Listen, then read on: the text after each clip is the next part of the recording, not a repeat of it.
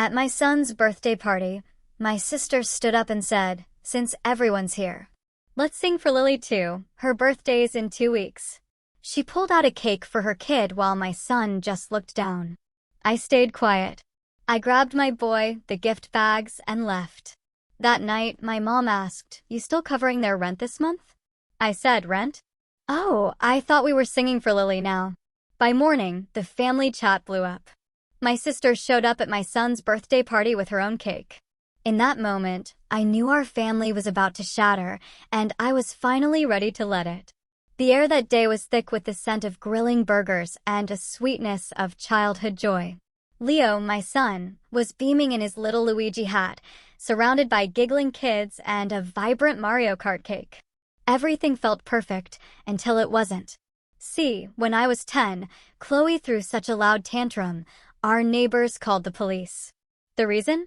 I got a slightly bigger slice of cake at our cousin's party. I'm not exaggerating.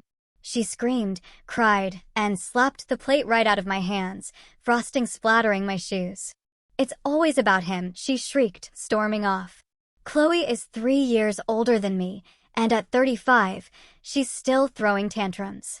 Just now with a husband, a kid, and a whole new arsenal of emotional blackmail.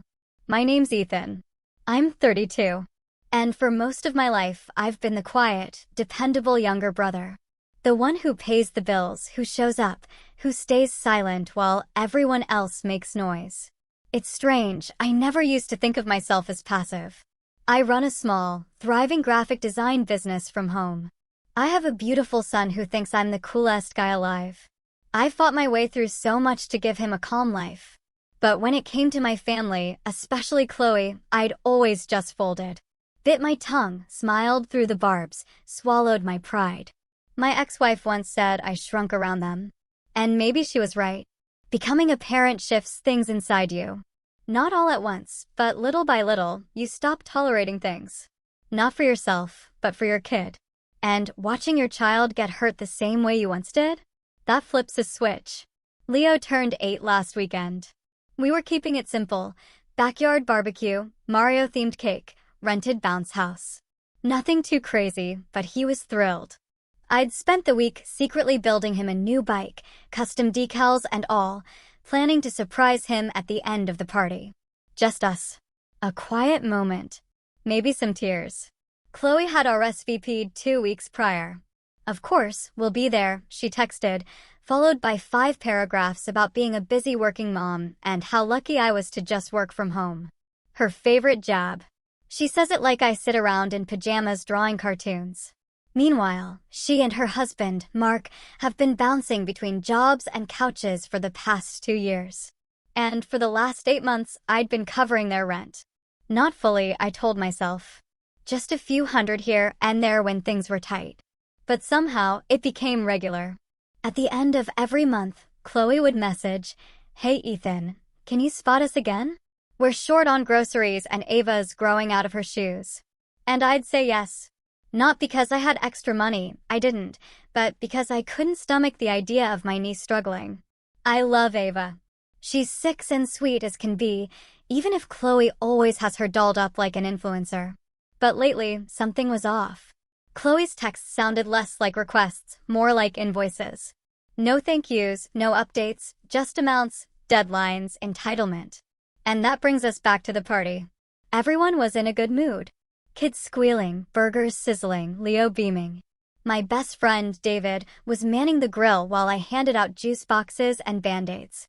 It was chaos, the good kind. Chloe showed up an hour in, late as always, with Mark and Ava. She made her usual entrance, talking loud, hugging everyone like she was hosting. She wore a white sundress, oversized sunglasses, and kept saying, "Ugh, I need a mimosa," even though it was a dry party. That's just Chloe, always playing the exhausted socialite. She barely acknowledged Leo beyond a distracted, "Hey, birthday boy," before launching into a story about their neighbor's dog. I remember thinking, just get through today. Let it roll off. But it was the little things. She kept calling Leo's presents kid stuff, scoffing when he got excited about Legos. When I brought out the cake, a big rectangle decorated like a Mario Kart track, Chloe made a face. "Oh, you didn't go with fondant," she said loudly, like it mattered. But I shrugged it off. I was too focused on Leo's face, which was glowing. He was surrounded by friends, clutching a candle in one hand, squeezing my arm with the other. He looked up at me like I was a superhero, and my heart nearly burst. Everyone gathered to sing. I lit the candles. Leo leaned in, ready. That's when Chloe stood up. "Wait, wait, wait," she said, waving her arms like a stage director. Everyone paused. I blinked.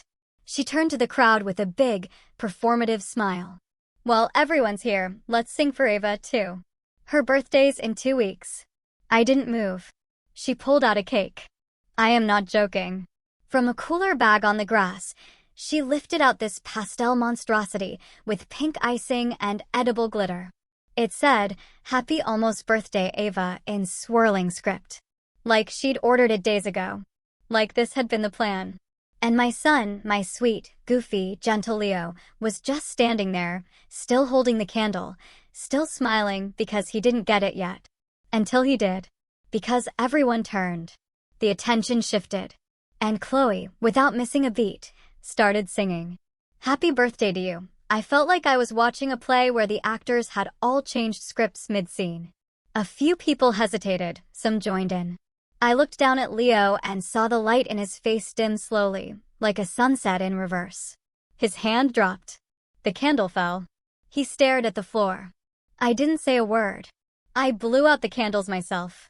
I picked up the gift bags from the table. I took Leo's hand, told him we were going to do something way cooler, and walked out of our own backyard. No scene. No yelling. Just me, my son, and a decision. That night, my phone buzzed. A message from Mom. "You still paying for their rent this month?" I stared at it for a long time. Then I typed back, "Rent? Oh, I thought we were singing for Ava now." I didn't get a reply. But by morning, the family group chat had exploded. You ever feel that kind of silence where your ears ring? That's what the group chat felt like the next morning. Not literal silence. People were talking, but it was the kind of noise that makes you feel like you're sinking. I woke up to 63 unread messages. Mom, Aunt, Carol, even my cousin Brian, who usually only pops up for fantasy football pics. Everyone had something to say, but not one of them asked how Leo was doing. Not one of them asked why we left the party. Not one of them asked if I was okay. Instead, the messages were a flood of concern for Chloe. "That was so awkward, Ethan.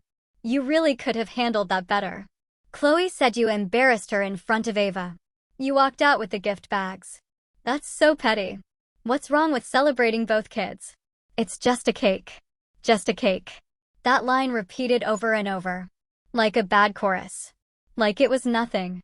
Like it wasn't the single moment that broke something in my son's chest. I kept scrolling, waiting for someone, anyone, to show a sliver of empathy. But the only message that even mentioned Leo by name was from Chloe herself. Leo didn't have to leave. I tried to include Ava because she looks up to him and wanted to feel special, too. Sorry if that face with rolling eyes. I didn't respond. I wanted to. My fingers hovered over the keyboard more than once. But I just couldn't. I kept thinking about how small Leo looked sitting on the couch that night, still in his Luigi hat, his plate of untouched party food in his lap. He hadn't even asked about the bike. He didn't care. The magic had been sucked out of the day so fast he didn't know what to do with it. And I hadn't known what to say either. We watched cartoons in silence. And when he finally fell asleep curled up next to me, I felt like I'd failed him. Not because I didn't throw a good party, but because I'd let her do that to him. Again. That's the thing about people like Chloe. They train you slowly, subtly, over years. They make you feel like speaking up is overreacting. Like being hurt is childish. Like if you set a boundary, you're the one causing problems. And for most of my life, I believed that. But Leo's face at that party? That was a wake-up call. I couldn't snooze anymore. Still, I didn't respond. I stayed quiet for 3 days. And then Chloe showed up at my house. No warning, no text.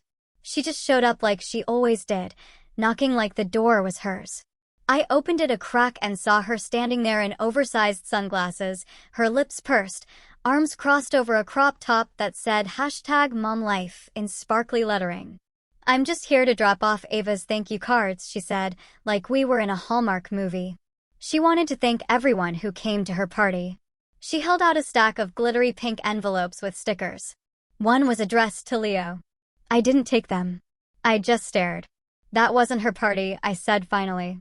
Chloe rolled her eyes. Oh my God, Ethan. Are we still doing this?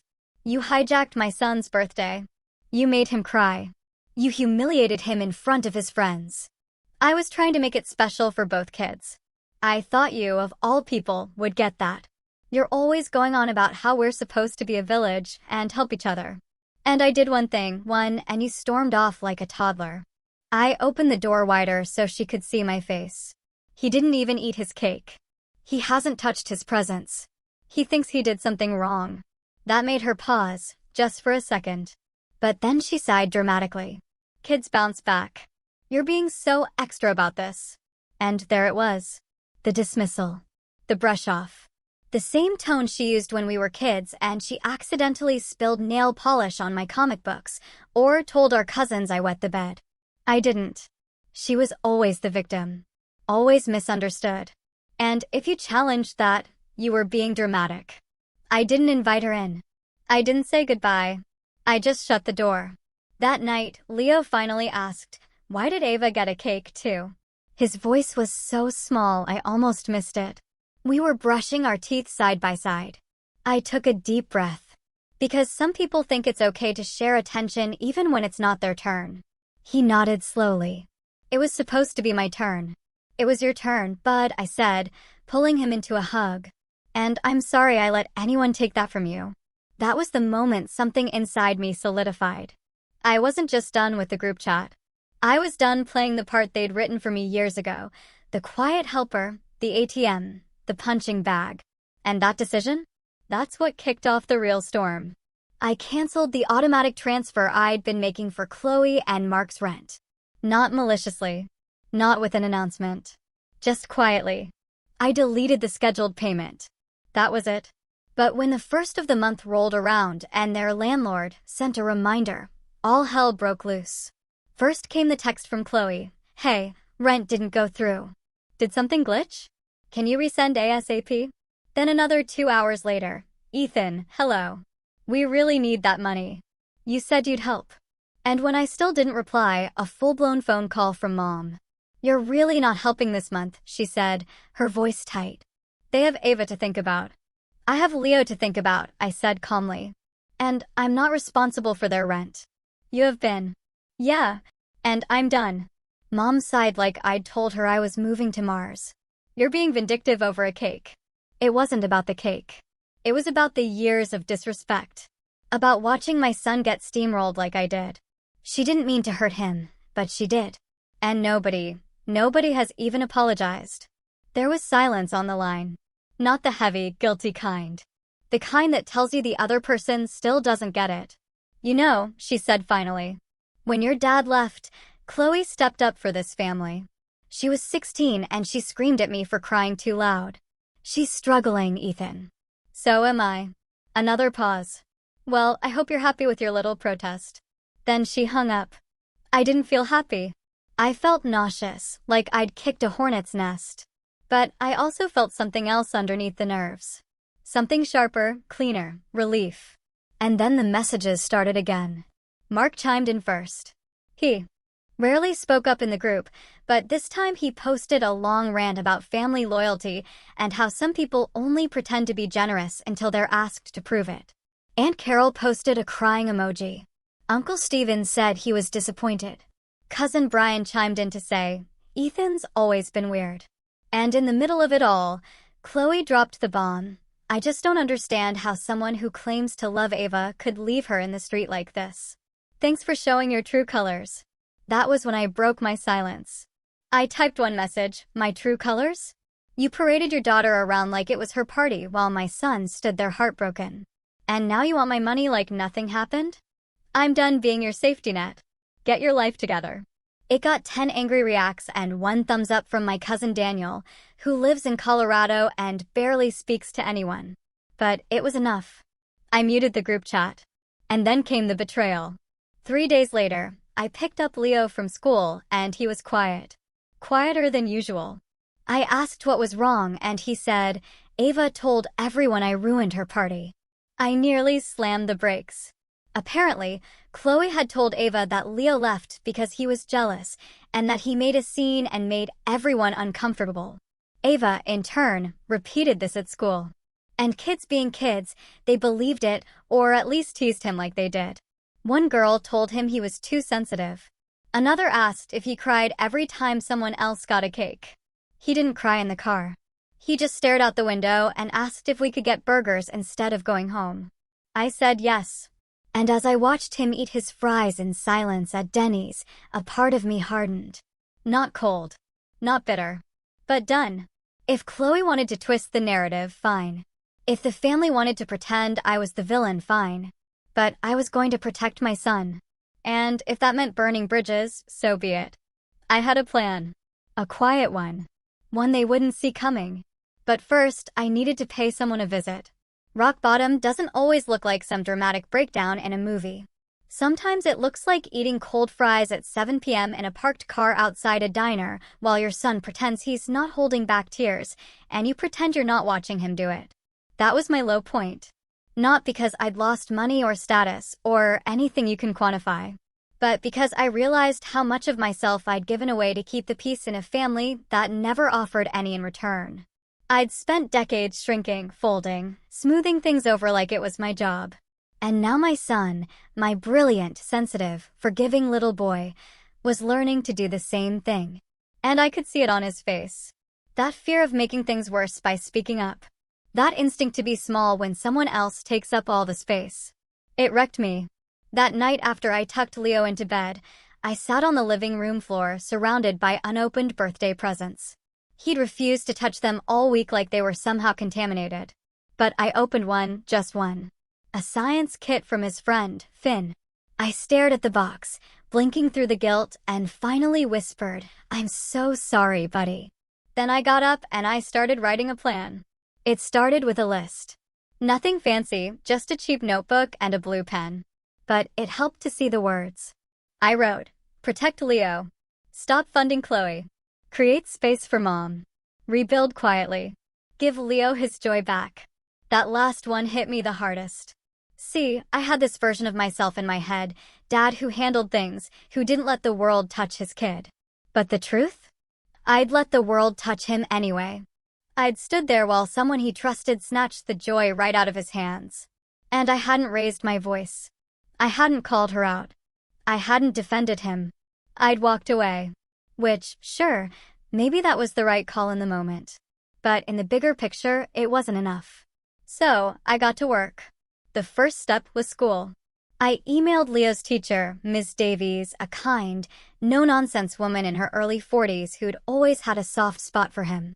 I didn't go into all the drama, just explained the situation in gentle terms, mentioned the teasing, and asked if she could keep an eye out. She replied within the hour, "Thank you for telling me. Leo is a bright and empathetic kid. I'll make sure he feels supported." It wasn't a fix, but it helped.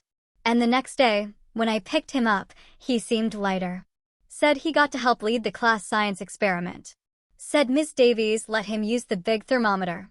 He even laughed once, just a small, surprised sound when I tried to do the Waluigi voice and completely butchered it. I almost cried in the parking lot. That weekend, I decided it was time to give him his bike. I didn't make a big show of it. No party hats or cameras. I just wheeled it out of the garage Saturday morning while he was eating cereal in his pajamas. His eyes got huge. "Is that for me?" I nodded. It was supposed to be your birthday surprise, but I think we both deserve a do-over. He ran to it like it was a puppy. Spun the wheels, tapped the bell, stared at the custom name decal on the frame like it was a magic spell. "Ethan's bike shop strikes again," he whispered. That's what he called my hobby. I used to fix up old bikes on weekends and sell them online for extra cash. Leo loved to help, which mostly meant handing me the wrong tools and asking if bikes could fly. We rode to the park that day, just us. No distractions. No noise. He wore his Luigi hat and a big grin. And for the first time in a week, he looked like a kid again. That ride. Those 2 miles around the lake became a ritual. Every morning before school, we'd do one lap. Sometimes in rain jackets, sometimes with travel mugs full of hot chocolate, sometimes singing Mario-themed songs off-key. And slowly, I saw him open back up. He asked questions again. He cracked jokes. He made up a fake language and dared me to translate it. And me? I started breathing again. But life wasn't all smooth rides and warm beverages. The fallout from the family drama kept creeping in. Chloe tried to call 3 times. I ignored her. Then came the voicemail. You seriously just going to ghost your own sister? After everything? Rent's overdue and Mark's car needs a new transmission. Ava needs school supplies. You promised us. You're such a hypocrite. I didn't reply. I forwarded the voicemail to my own email, then deleted it from my phone, just in case I ever needed receipts. Mom tried a softer approach. She sent a card. A card. Inside it was a handwritten note. Family isn't perfect. We fight. We hurt each other, but we forgive. That's what we do. Come over for dinner Sunday. Let's move forward. No mention of Leo. No apology. Just move on. I didn't go. Instead, I made spaghetti with Leo and let him pick the movie. We watched The Iron Giant and both cried at the end. I didn't try to hide it. The truth is, even though I'd cut Chloe off financially, I hadn't really disconnected yet. There was still this string between us. Guilt. Obligation. History. Every time I ignored a message, I felt it pull. But every day I stayed silent, the string frayed a little more. And then something shifted. One afternoon, I got a call from an unknown number. I let it ring out, but a minute later, I got a text. Hi, this is Sarah from Evergreen Realty. Chloe listed you as an emergency contact and financial guarantor for her lease. They're 2 months behind. We need to confirm whether you intend to continue covering the payments. Guarantor? I sat down, cold all over. I never signed anything. I'd sent them money directly, but I'd never signed as guarantor. Right, I asked for the lease. They emailed it. And there it was. My name. My email. My old signature scanned in from a PDF I'd once sent Chloe years ago when she said they needed proof of income to qualify. I had forwarded a tax return and a blank signature page from a generic work form, never a lease. But someone had copied and pasted. I stared at the document, my hands shaking. It wasn't just betrayal. It was fraud. Chloe had forged my signature to get the lease. I spent the next 3 hours calling lawyers, reading forums, trying to figure out my rights. Turns out, proving signature fraud isn't easy, especially when it's a scanned image and there's no direct admission. But there was enough smoke that I could threaten fire. I sent Chloe one message. I know about the lease. You have 48 hours to remove my name or I go to the landlord and the police. She read it instantly. No reply. 24 hours passed. Nothing. Then a second message from me. 24 left. That got her attention. Please don't do this, she texted. I didn't have a choice. Mark said we'd get denied otherwise. You helped before, so I thought it wouldn't matter. You lied. I was protecting my family. You risked mine. Still, she didn't remove my name. So, I contacted the property manager and sent over a formal complaint. Explained everything. Attached my ID. My lawyer drafted a short statement claiming I never signed that lease. Evergreen Realty escalated it. The lease was terminated. Chloe and Mark were given 30 days to vacate or reapply with a new cosigner. Cue the nuclear meltdown. Chloe called me 6 times that night. Left 3 voicemails, each one angrier than the last. She accused me of ruining Ava's life, of making them homeless, of choosing revenge over forgiveness. I blocked her. Then Mom called. Ethan, what have you done? What I should have done years ago. She's your sister and I'm Leo's dad. That was the last time we spoke, at least for now. The next few weeks were quiet. We stayed busy. Bike rides, school projects, weekend pancake experiments. I poured my energy into work and landed a new client that doubled my income for the month. For the first time in a long time, I felt like I had space. Like I was building something that wouldn't collapse under someone else's weight. And Leo? He started inviting friends over again. He wore his Luigi hat to bed one night and said, I think I'm back to normal. I smiled, but deep down I knew we weren't just back. We were building something new, something stronger. And it wasn't over. Because 1 week later, I got a letter in the mail, handwritten, from Chloe. I opened it slowly, expecting bile. But what I read, well, let's just say it changed everything again. The envelope was bubblegum pink with little gold hearts on the corners. The kind of stationery you'd expect from a pen pal, not a sister who'd forged your name, humiliated your son, and gaslit half the family into turning on you. It sat on the kitchen counter for a full day before I opened it. I'd passed it 3, maybe 4 times, each time thinking, just throw it out. I didn't owe Chloe closure. I didn't owe her another word. But curiosity is a tricky thing. Even when you're sure you've turned the page, it tugs at your sleeve like a kid asking for just one more bedtime story. So that night, after Leo fell asleep on the couch watching Back to the Future, I poured a cup of tea, sat by the window, and opened the letter. It was 3 pages long, written in Chloe's loopy cursive, lavender-scented ink. Dramatic from the first line.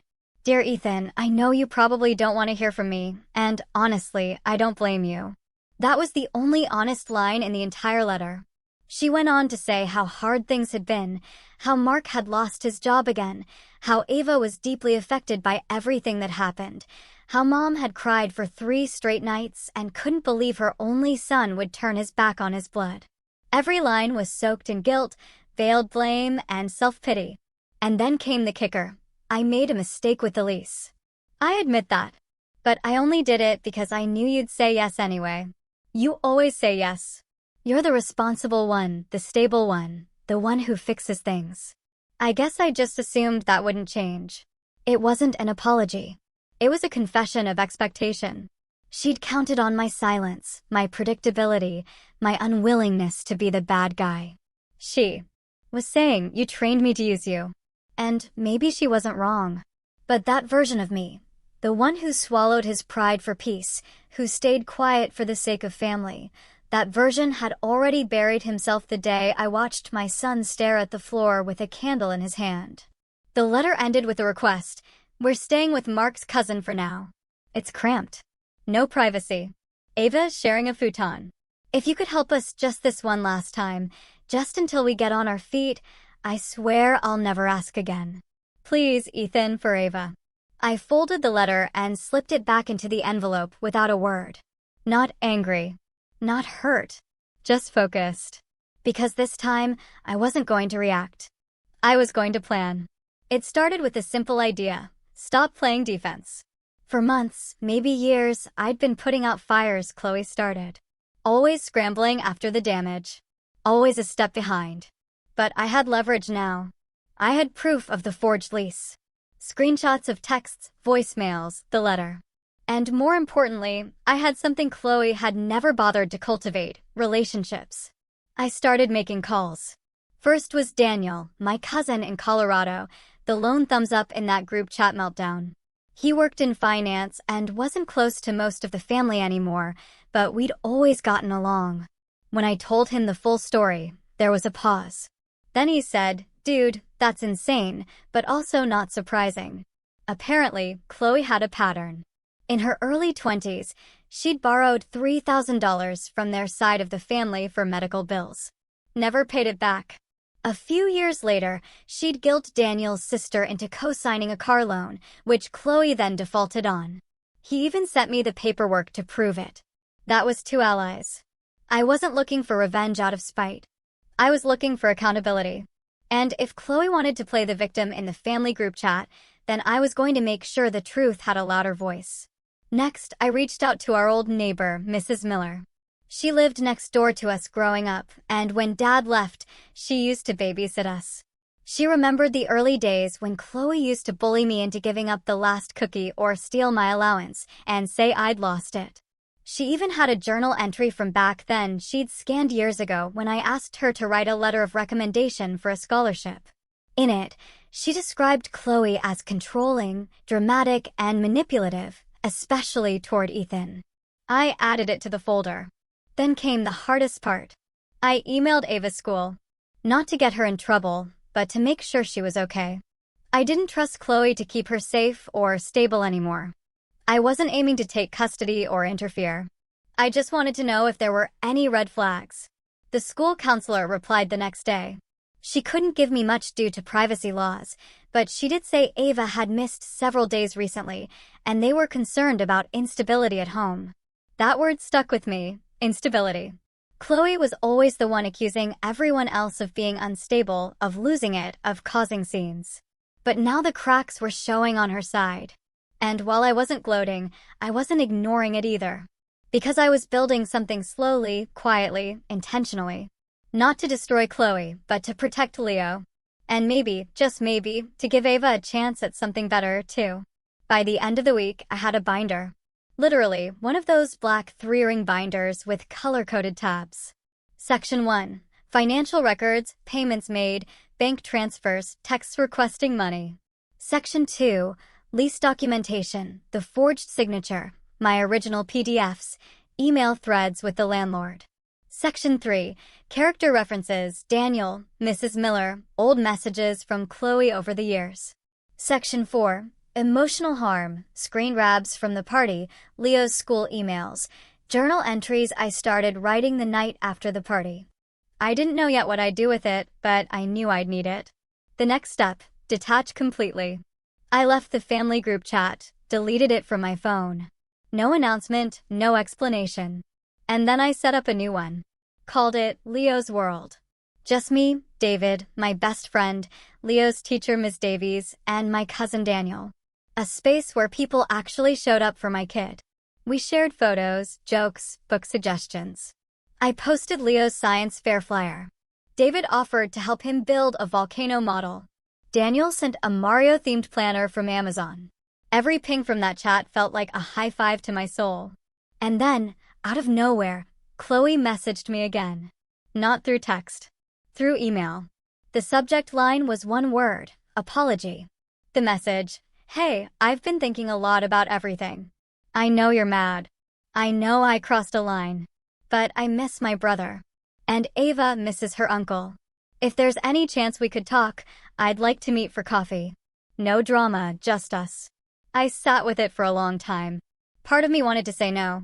Part of me wondered if this was real. But the smallest part, the part I'd buried under disappointment, wanted to believe she meant it. So I replied, Sunday, 2 p.m. That cafe on Elm Street. I'm bringing a copy of the lease and the letter. We're going to talk about everything. If you walk out, I'm going public. Her response was immediate, okay. I told no one. Didn't want advice. Didn't want backup. This was my war to end. And I knew Chloe well enough to know she wouldn't come unarmed. So I brought the binder. And I brought a plan. Not a threat. Not a tantrum. Just truth.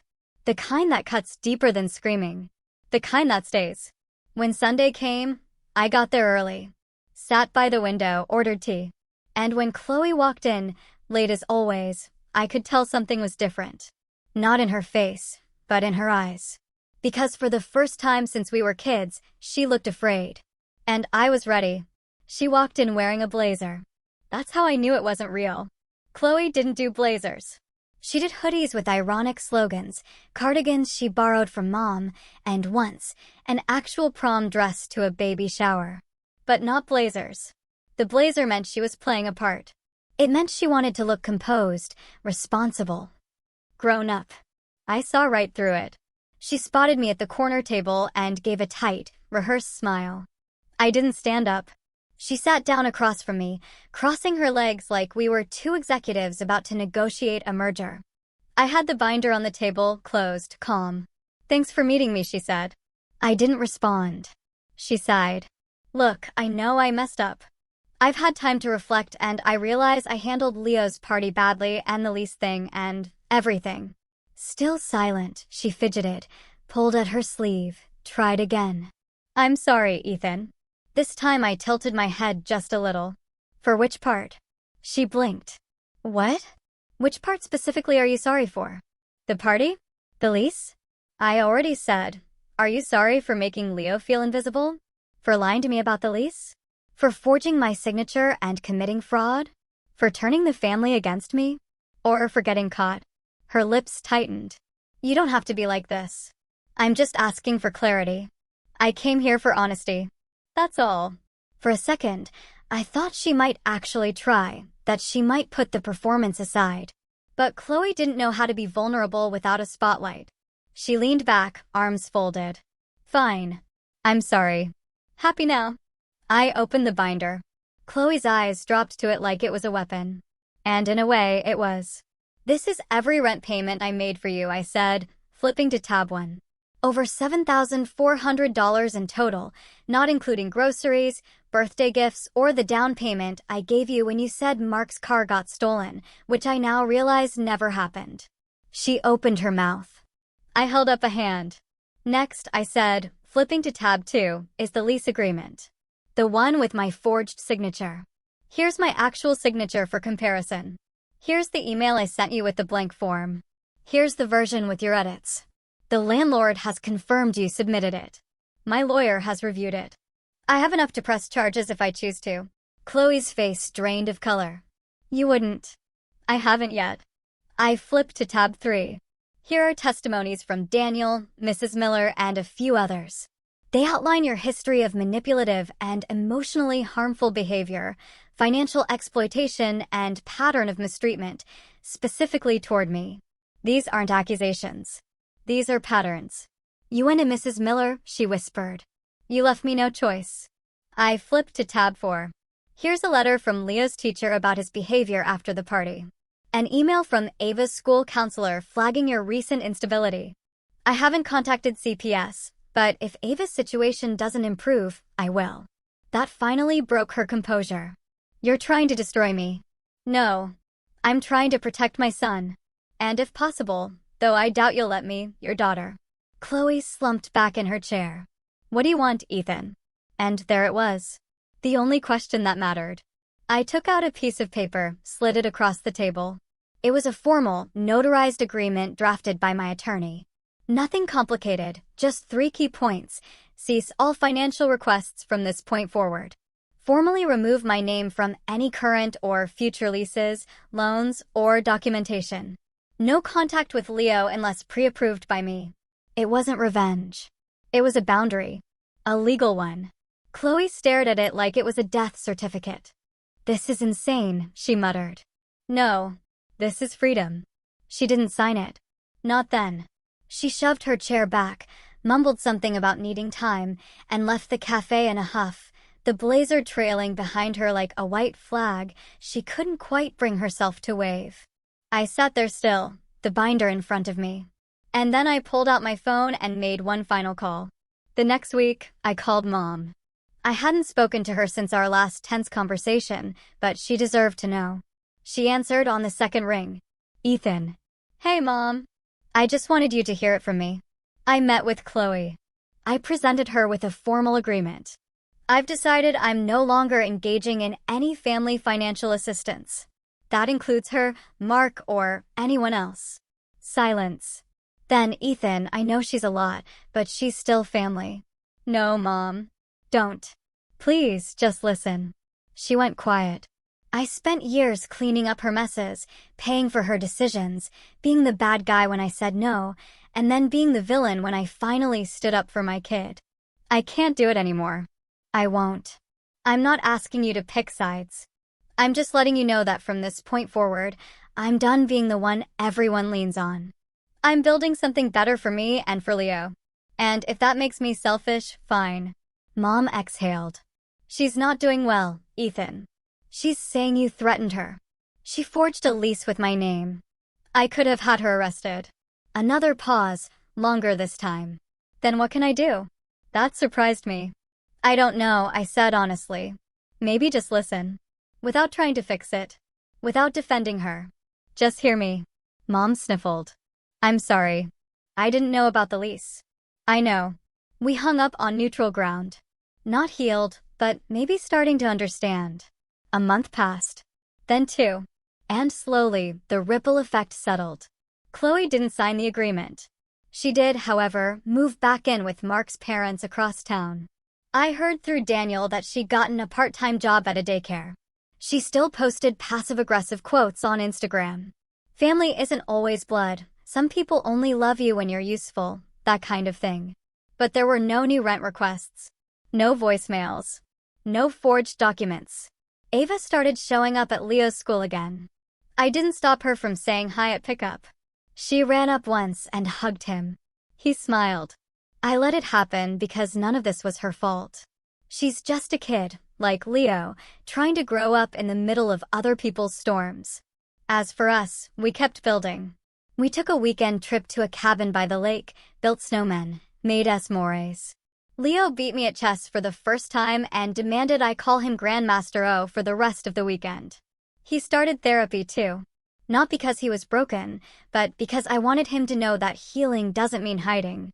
He made a comic book about a superhero named Dad Man Powers included building bikes, making pancakes, and turning invisible when people fight. I cried when I read it. I framed it for his room. And then one night, 6 months after the party, I got a knock at the door. It was Chloe. No blazer this time. No makeup. No agenda. Just her, holding a manila envelope. I signed it, she said, the agreement. I had it notarized. I took it, checked the stamp. It was real. I'm not asking for anything, she said. Just wanted you to know I got the message loud and clear. I nodded. She turned to leave. But before she did, she paused. Tell Leo I'm sorry. I know it doesn't fix anything, but I mean it. I didn't respond. She left without waiting for one. That was the last time I saw her. No dramatic endings, no tearful reunions. Just boundaries. Finally respected. And silence. The good kind. The kind that feels like peace. Not absence, but space. Space to grow. Space to breathe. Space to ride bikes with your son around a quiet lake. And know deep in your bones that you're no longer shrinking to keep others comfortable. You're finally standing tall. I gave Leo a new bell for his bike last week. He rang it 3 times, then grinned up at me and said, "Race you to the end, Dad Man." So I smiled back and said, "You're on." And we raced. What would you have done differently at my son's party?